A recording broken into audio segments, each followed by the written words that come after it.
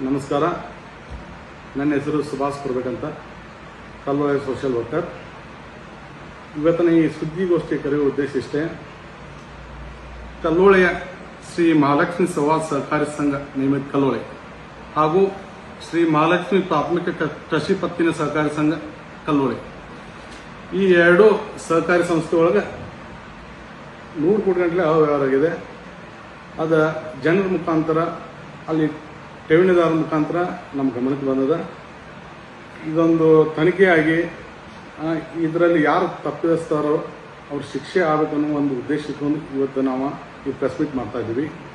ತಮ್ಮ ಹತ್ರ ಏನಾದ್ರು ದಾಖಲೆ ಇತ್ತು? ಯಾವ ಆಧಾರ ಮೇಲೆ ಇವ್ರ ಮೇಲೆ ಆಪಾದನೆ ಮಾಡ್ತಾರೆ?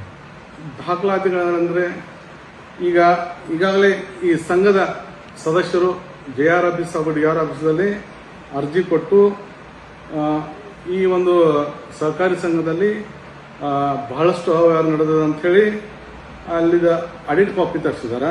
ಅದರ ಜೊತೆ ನಾವು ಬ್ಯಾಂಕಿನ ಸ್ಟೇಟ್ಮೆಂಟ್ ಅನ್ನು ತಗೊಂಡ್ವಿ. ಅಲ್ಲಿ ಅವರ CD ಅಕೌಂಟ್ ಮುಖಾಂತರ ಎಷ್ಟು ಟ್ರಾನ್ಸಾಕ್ಷನ್ ಮಾಡಿದರು, ಎಷ್ಟು ಕೋಟಿ ಲೋನ್ ಕೊಟ್ಟಿದ್ದಾರೆ, ಇದನ್ನೆಲ್ಲ ನಾವು ನೋಡೋಕ್ಕಾಗಲೇ ಇಲ್ಲಿ 100ಕ್ಕೆ 100 ಅವ್ಯವಹಾರ ಆಗುತ್ತೆ ಅಂತ ನಮ್ಗೆ ಗಮನಕ್ಕೆ ಬಂದಿದೆ. ಯಾಕಂದ್ರೆ ಇದು ಒಂದೇ ಮಹಾಲಕ್ಷ್ಮಿ ಸಂವಾದ ಸಹಕಾರಿ ಸಂಘ. ಇದರಲ್ಲಿ 106 ಕೋಟಿ ಠೇವು ದುಡ್ಡು ಅದ. ಇಲ್ಲಿ 100ಕ್ಕೂ ಹೆಚ್ಚು ಕೋಟಿ ಸಾಲ ಕೊಟ್ಟಿದ್ದಾರೆ ಅವರು. ಇದರಲ್ಲಿ 70 ಕೋಟಿವರೆಗೆ ಮೈಕ್ರೋ ಫೈನಾನ್ಸ್ ಮುಖಾಂತರ ಸಾಲ ಕೊಟ್ಟಿದ್ದಾರೆ. ಮೈಕ್ರೋ ಫೈನಾನ್ಸ್ ಅವರ ಈ ಸಹಕಾರಿ ಸಂಘದ ನಿಯಮಾನುಸಾರ ಕೊಡಬೇಕಾಗಿತ್ತು. ಆದ್ರೆ ಇವರು ಏನ್ ಮಾಡೋರು, ಇದರಲ್ಲಿ 50% ಫೇಕ್ ಸಾಲ ಅದ. ಹೆಂಗ್ ಫೇಕ್ ಅಂದ್ರ, ಈಗ ಯಾವುದೋ ಒಂದು ಸಂಘದ ಹೆಸರು ಬರೋದು, ಆ ಸಂಘದಾಗಿದ್ದಂತ ಸದಸ್ಯರು 50,000 1 ಲಕ್ಷ ಲೋನ್ ತಗೊಂಡವರು, ಒಂದು ಸಂಘ 5 ರಿಂದ 10 ಲಕ್ಷ ನಾವು ಲೋನ್ ಕೊಟ್ಟು ಅಂತ ಅವ್ರ ಕ್ಯಾಶ್ ಬುಕ್ನಾಗ ಕಾಣುತ್ತೆ. ಆದರೆ ಅದು ವೈಯಕ್ತಿಕವಾಗಿ ವಿಚಾರ ಮಾಡಿ ನೋಡೋದಾಗೆ ಅಲ್ಲಿ ಏನದು ಸಾಲಗಾರ ಅಂತ ಅವ್ರು ಏನೋ ಹೆಸರು ಕಾಣಿಸಿದಾರಲ್ಲ, ಅವ್ರು ಆ ದುಡ್ಡು ತಗೊಂಡಿಲ್ಲ. ಇವ್ರು ಟೋಟಲಿ ಅದು ಫೇಕ್ ಸಾಲನ. ನೀವು ಹೇಳುವ ಅರ್ಥ ಬೇರೆಯವರ ಹೆಸರು ಮೇಲೆ ಸುಳ್ಳು ದಾಖಲೆ ಸೃಷ್ಟಿ ಮಾಡಿ ಹಣ ಪಡೆದಿದ್ದಾರೆ ಅಂತ ಹೇಳ್ತೀರಾ? ರೈಟ್. ಇದು ಯಾರು ಪಡೆದಿದ್ದಾರೆ ಹಣ? ಇದನ್ನು ಈ ಬ್ಯಾಂಕಿನ ಚೇರ್ಮನ್ರಾದಂತ ರಾಜ್ಯಸಭಾ ಸದಸ್ಯರಾದಂತ ಇರಾನ್ ಕಡಾಡಿ ಅವರೇ ಈ ಬ್ಯಾಂಕಿಗೆ ಚೇರ್ಮನ್ ಅದಾರೆ, ಅವ್ರ ಮಗ ಡೈರೆಕ್ಟರ್ ಅದಾರೆ, ಹಾಗೂ ಅವ್ರ ಬ್ಯಾಂಕಿನ ಸಿಬ್ಬಂದಿ ಎಲ್ಲರೂ ಕೂಡಿ ಈ ಒಂದು ಅವ್ಯವಹಾರದಲ್ಲಿ ಭಾಗಿಯಾಗಿದ್ದಾರೆ. ಎಷ್ಟು ಅಮೌಂಟ್ ಇದೆ? ಇದು ಅಪ್ರಾಕ್ಸಿಮೇಟ್ಲಿ 30 ರಿಂದ 40 ಕೋಟಿವರೆಗೆ ನಮ್ಮ ಗಮನಕ್ಕೆ ಬಂದದ. ಇಷ್ಟು ಮಿಸ್ಯೂಸ್ ಆಗಿದೆ, ಇಷ್ಟು ಮಿಸ್ಯೂಸ್ ಮಾಡ್ಕೊಂಡು ಅವ್ರ ವೈಯಕ್ತಿಕ ಅದನ್ನ ದುರುಪಯೋಗ ಪಡಿಸೋದಾರಂತ ನಮ್ಮ ಗಮನಕ್ಕೆ ಬಂದದ. ಯಾಕಂದ್ರೆ ಇದಕ್ಕೆ ನಮ್ಗೆ ಆಧಾರ ಸಮೇತನೇ ಸಿಕ್ಬಿಟ್ಟಿದೆ. ಯಾಕಂದ್ರೆ ಇವರು ಇಷ್ಟು ದೊಡ್ಡ ಸಂಸ್ಥೆ, ಇದು ಸಹಕಾರ ಸಂಘ, 100 ಕೋಟಿ ಗಂಟಲೆ ಅಲ್ಲಿ ಡಿಪಾಸಿಟ್ ಹಣ ಇದೆ. ಇವರು ಲೋನ್ ಕೊಡ್ಬೇಕಾದ್ರ ಅದಕ್ಕೊಂದು ಸಹಕಾರ ಸಂಘದ ನಿಯಮಾವಳಿ ಅದ. ಬ್ಯಾಂಕ್ ಅವ್ರ CD ಅಕೌಂಟ್ ಏನದಲ್ಲ, DCC ಬ್ಯಾಂಕು, ಆ ಬ್ಯಾಂಕ್ ಮುಖಾಂತರನ ಇವರು ಸಾಲ ಕೊಡೋದಾಗಲಿ ಜಮಾ ತಗೋದಾಗಲಿ ಮಾಡಬೇಕು. ಆದ್ರೆ ಇವ್ರು ಟೋಟಲಿ ಟ್ರಾನ್ಸಾಕ್ಷನ್ ನೋಡ್ಬೇಕಾದ್ರೆ 10% ಇಲ್ಲ. ಇವ್ರು ಏನಿದ್ರು ಕ್ಯಾಶ್ ಬುಕ್ನಾಗನ ಅಲ್ಲೇ ಅವರ ಸಹಕಾರಿ ಸಂಘದಾಗನ ವ್ಯವಹಾರ ಮಾಡಿದಾರೆ.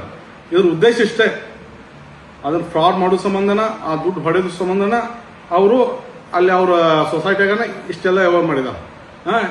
ಇದ್ರಾಗ ಎರಡನೇ ಮಾತಿಲ್ಲ, ಇದು ಒಬ್ಬ ಆ ಸಂಘದ ಸಿಬ್ಬಂದಿ, ಅವನ ಪಗಾರ 15,000 20,000 ಪಗಾರ ಐತೆ. ಅವನ ಹೆಂಡತಿ ಹೆಸರು ಮೇಲೆ, ಅವ್ರ ಸಂಬಂಧಿಕರ ಹೆಸರು ಮೇಲೆ 4 ಗಂಟೆ ಡಿಪಾಸಿಟ್ ಅದ. ಒಬ್ಬೊಮ್ಮನ ಹೆಸರಲ್ಲಿ 4 ಕೋಟಿ 5 ಕೋಟಿ ಡಿಪಾಸಿಟ್ ಅದ. ಅದು ಎಲ್ಲಿಂದ ಬಂತದ? ಬ್ಯಾಂಕಿನಾಗ ತೆಗೆದು ನೋಡ್ರೆ ಯಾವುದೇ ಸರಿಯಾದ ದಾಖಲಾತಿ ಇಲ್ಲ, ಫೇಕ್ ಸಾಲ ಕೊಟ್ಟಿದ್ದಾರೆ. ಮತ್ತೆ ಇದಕ್ಕೆಲ್ಲ ಯಾರು ಕಾರಣೀಭೂತರು? ಆ ಬ್ಯಾಂಕಿನ ಚೇರ್ಮನ್ ಕಾರಣೀಭೂತರು. ಈ ಹೆಚ್ಚಿನ ಪ್ರಮಾಣ ಈ ವ್ಯವಹಾರ ಅವ್ರ ಮಗ ಸತೀಶ್ ಕಡಾಡಿ ನೋಡ್ಕೊತಿದ್ರು. ಮತ್ತೆ ಇದೆಲ್ಲ ಇಷ್ಟೆಲ್ಲ ಒಬ್ಬ ರಾಜ್ಯಸಭಾ ಸದಸ್ಯರು ಇಂಥ ಒಂದು ದೊಡ್ಡ ಸಂಸ್ಥೆ ಕಟ್ಟಿ ಬೆಳೆಸಿದ್ಮೇಲೆ ಅದರಲ್ಲಿ ದುಡ್ಡು ಫೋಲ್ ಆಗಿ ಹೊಂಟೈತೆ ಅಂದ್ಮೇಲೆ ಅವ್ರು ನೋಡ್ಬೇಕಾಗಿತ್ತು. ಇದನ್ನ ನೋಡಿಲ್ಲ ಅಂದ್ರೆ ಇದರಲ್ಲಿ ಅವ್ರದ್ದು ಏನೋ ಬಟ್ ಕೈವಾಡ ಐತಂತ ನಮ್ಮ ಮೇಲ್ನೋಡಕ್ಕೆ ಕಂಡು ಬರ್ತದೆ. ಮುಂದಿನ ಯಾವ ನಿರ್ಧಾರ ತಗೋತೀರ? ಏನಿಲ್ಲ, ಆ ಬ್ಯಾಂಕ್ನಾಗ ನ್ಯಾಯಯುತವಾಗಿ ಯಾರು ರೈತರು ಸಾಮಾನ್ಯ ಜನರು ಏನು ಡಿಪಾಸಿಟ್ ಇದ್ದಾರ ಆ ಡಿಪಾಸಿಟ್ ಹಣ ಅವ್ರಿಗೆ ವಾಪಸ್ ಹೋಗ್ಬೇಕಾದ್ರ ಇದು JR ಆಫೀಸ್ದವರು DR ಆಫೀಸ್ದವರು ಕುಲಂಕುಷವಾಗಿ ತನಿಖೆ ಆಗಬೇಕು. ಯಾವುದೋ ರಾಜಕೀಯ ವ್ಯಕ್ತಿ ಪ್ರಭಾವದಿಂದ ಅಲ್ಲೇ ಮುಚ್ಚಿ ಹೋಗಬಾರ್ದು. ಇದಕ್ಕೆ ತನಿಖೆಯಾಗಿ ಡೆಪಾಸಿಟ್ ದವರು ಯಾರಲ್ಲ ಅವ್ರಿಗೆ ನ್ಯಾಯ ಸಿಗಬೇಕು. ಇಲ್ಲದೇ ಇದ್ರೆ ನಾವು ಇದನ್ನ ಸಂಬಂಧಪಟ್ಟಂತ ಮಂತ್ರಿಯವರಾದಂಥ ಸನ್ಮಾನ್ಯ ಸಿದ್ದರಾಮಯ್ಯ ಸಾಹೇಬರು ಸಹಕಾರಿ ಮಂತ್ರಿ ಅವರೇ ಇದ್ದಾರೆ, ನಮ್ಮ ರಾಜ್ಯದ ಮುಖ್ಯಮಂತ್ರಿ ಅವರೇ ಇದ್ದಾರೆ. ಅವ್ರ ಗಮನಕ್ಕೆ ತಂದು ಇದನ್ನು ಶಿವಡಿ ತನಿಖೆ ಮಾಡಕ್ಕೆ ನಾವು ಆಗ್ರಹಪಡಿಸ್ತೀವಿ. ನಮಸ್ಕಾರ, ನನ್ನ ಹೆಸರು ಮಲ್ಲಪ್ಪ ಕಡಾಡಿ ಅಂತ, ವಕೀಲರು ಹಾಗೂ ಪಟ್ಟಣ ಪಂಚಾಯತಿ ಸದಸ್ಯರು ಕಲ್ಲೋಳಿ. ಇವತ್ತು ಸುಭಾಷ್ ಕುರ್ಬೇಟ್ ಅವ್ರು ಹೇಳಿದಂಗೆ ನಮ್ಮ ಕಲ್ಲೋಳಿ ಊರದ್ದು ಏನಂದ್ರೆ ಸಹಕಾರಿ ರಂಗದಾಗ ದೊಡ್ಡ ಹೆಸರಿತ್ತು. ಸಾಕಷ್ಟು 20-30 ಸಂಸ್ಥೆಗಳು ಅದಾವೆ ನಮ್ಮ ಊರಾಗ. ಒಂದು ಗುಡ್ವಿಲ್ ಇದಾವೆ. ಅಂದರೆ ಸಂಸ್ಥೆಗಳಿಗೆ ಹೆಂಗಂದ್ರೆ ಜನ ಸುತ್ತಮುತ್ತ 10-20 ಹಳ್ಳಿಯಾಗ ಕಣ್ಣು ಮುಚ್ಚಿ ನಮ್ಮ ಸ್ವಸಹಾಯ ಸಂಘ ಸಂಸ್ಥೆಗಳು ರೊಕ್ಕ ಕಾರ್ಮಿಕರು ಇಟ್ಟಾರ, ಕೂಲಿ ಕಾರ್ಮಿಕರು ಇಟ್ಟಾರ, ವ್ಯಾಪಾರಸ್ಥರು ಇಟ್ಟಾರ, ರೈತರು ಇಟ್ಟಾರ, ಸಾಕಷ್ಟು ಜನ ಅಮೌಂಟ್ ಇಟ್ಟಾರ. ಈಗ ಹೇಳಿದಂಗೆ 2 ಸೊಸೈಟಿ, ಒಂದು ಮಹಾಲಕ್ಷ್ಮಿ ಸೌಹಾರ್ದ ಸಹಕಾರಿ ಸಂಘ ನಿಯಮಿತ ಕಲ್ಲೋಳಿ ಒಂದು, ಇನ್ನೊಂದು ಮಹಾಲಕ್ಷ್ಮಿ PKPS ಕೃಷಿ ಪತ್ತಿನ ಸಹಕಾರಿ ಸಂಘ ಕಲ್ಲೋಳಿ 2. ಈ ಮಹಾಲಕ್ಷ್ಮಿ ಕೃಷಿ ಪತ್ತಿನ ಸಹಕಾರಿ ಸಂಘದಾಗ ಸುಮಾರು 11 ಕೋಟಿ ರೂಪಾಯಿ ಡಿಪಾಸಿಟನ್ನು ರೈತರು ಕಾರ್ಮಿಕರು ಇಟ್ಟಿದ್ದಾರೆ. ಈ ಹಣವನ್ನು ಸರಿಯಾಗಿ ಬಳಕೆ ಆಗಬೇಕು, ಬಳಕೆ ಆಗಿಲ್ಲ. ಇದರಲ್ಲಿ ಕೋಟ್ಯಾಂತರ ರೂಪಾಯಿಯನ್ನು ಅವ್ಯವಹಾರ ಆಗಿದೆ. ಹೆಂಗಾಗಿದೆ ಅಂದರೆ ಮೈಕ್ರೋ ಫೈನಾನ್ಸ್ ಮೂಲಕ ಲೋನ್ ಕೊಡ್ತೀನಿ ಅಂತಾರೆ, ಅಲ್ಲಿ ಮೈಕ್ರೋ ಫೈನಾನ್ಸ್ ಪ್ರಕಾರ ಲೋನ್ ಕೊಟ್ಟಿಲ್ಲ. ಫೇಕ್ ಹೆಸರು ಹಾಕಿ ಫೇಕ್ ಲೋನ್ ತೆಗೆದು ಭಾಳ ಅಂದರೆ ಭಾಳ ಅವ್ಯವಹಾರ ಮಾಡಿದ್ದಾರೆ.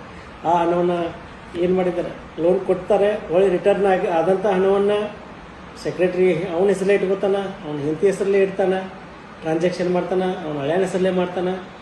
ಮತ್ತು ಇದು ಈ ರೀತಿ ಅವ್ಯವಹಾರಕ್ಕೆ ಅಧ್ಯಕ್ಷರಾದಂಥ ಕಲ್ಲೋಳಿ PKPS ಅಧ್ಯಕ್ಷರಾದಂಥ ಈರಣ್ಣ ಕಡಾಡಿಯವರು ಮತ್ತು ಅವರ ಮಗ ಸತೀಶ್ ಕಡಾಡಿ ಮಾಜಿ DCC ಬ್ಯಾಂಕ್ ಡೈರೆಕ್ಟ್ರು ಮತ್ತು ಅವರು ಈರಣ್ಣ ಕಡಾಡಿಯವರು ಇದರ ಅಧ್ಯಕ್ಷ ಇದ್ದಾರೆ. ಈಗ ಹಾಲಿ ಸಂಸದ ರಾಜ್ಯಸಭಾ ಮತ್ತು ಇಂಥ ಪ್ರಭಾವಿ ವ್ಯಕ್ತಿಗಳು ಅದಾರ. ಇವು ಸಹಕಾರಿ ರಂಗದಾಗ ಸಾಕಷ್ಟು ಕೆಲಸ ಮಾಡಿದವರು ಅದಾರ.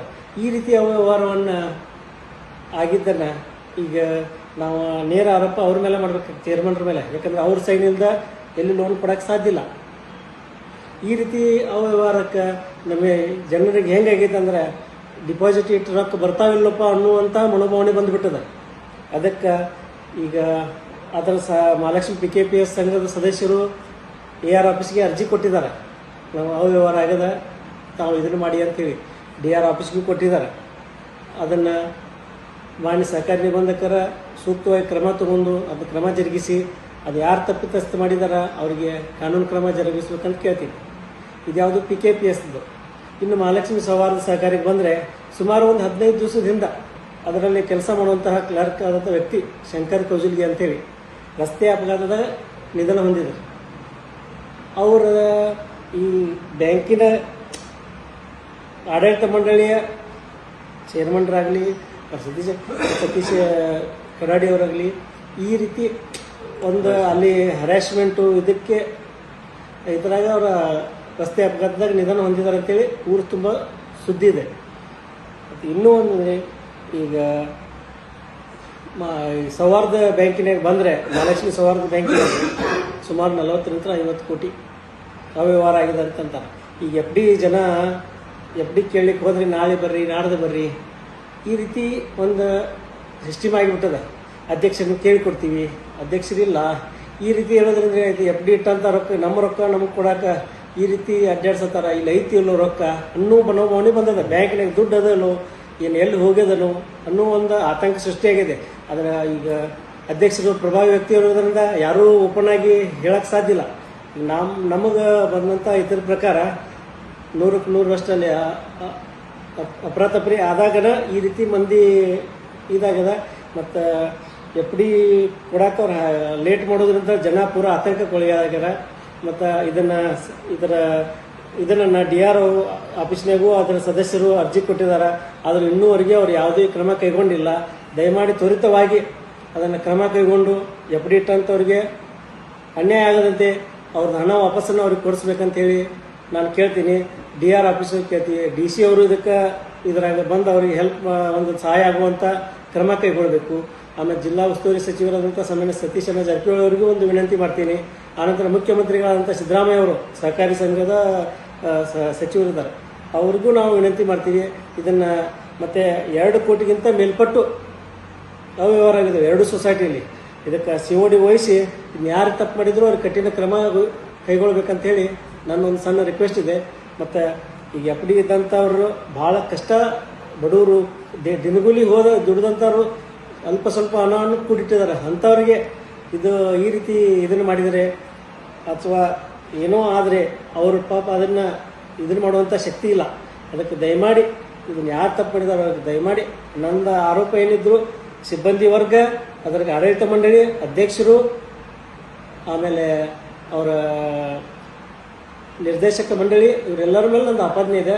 ದಯಮಾಡಿ ಅದನ್ನು ಸೂಕ್ತವಾಗಿ ಕ್ರಮ ಕೈಗೊಳಿಸ್ಬೇಕಂತ ಹೇಳಿ ನಾ DR ಆಫೀಸ್ ಅವ್ರನ್ನ, DR ಸಾಹೇಬ್ರನ್ನ ಇನ್ನೊಮ್ಮೆ ರಿಕ್ವೆಸ್ಟ್ ಮಾಡ್ತೀನಿ. ಅದನ್ನು ಅರ್ಜಿ ಕೊಟ್ಟಿದ್ದನ್ನು ಯಾವುದೇ ರಾಜಕೀಯ ಪ್ರಭಾವ ಬೀರದೆ ನ್ಯಾಯಾಂಗ ರೀತಿಯಲ್ಲಿ ಸೂಕ್ತ ರೀತಿಯಲ್ಲಿ ಅವ್ರಿಗೆ ನ್ಯಾಯ ಒದಗಿಸ್ಕೊಡ್ಬೇಕಂತ ಕೇಳಿ ನಂದು 2 ಮಾತು ಹೇಳ್ತೀನಿ.